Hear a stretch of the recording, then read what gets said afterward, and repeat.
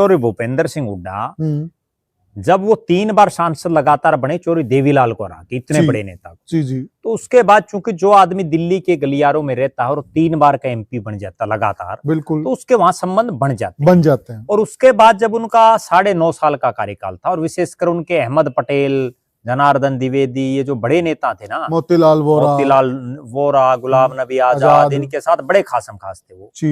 और इसके बाद जब उनका 9.5 साल का कार्यकाल रहा तो उनकी चाहे वो रॉबर्ट वाड्रा हो, प्रियंका गांधी हो, राहुल गांधी हो, सोनिया गांधी हो, सबके साथ बहुत अच्छी बनी, बहुत अच्छी, और जिसका उन्होंने फायदा भी उठाया। उन्होंने जिस पे हाथ रख दिया वही जो है पासा उनका सीधा पड़ा।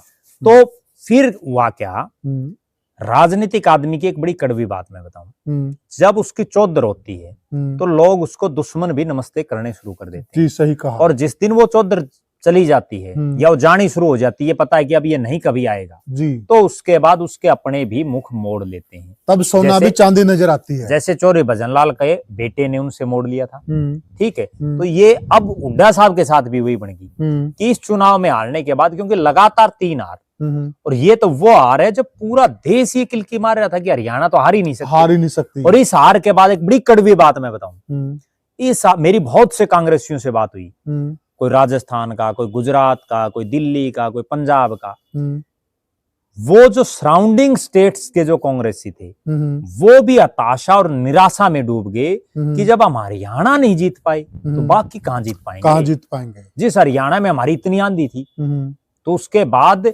पूरा केंद्र से लेकर के और नीचे तक देखो, आप किसी को सांस आ रहा तो। जी सही कहा।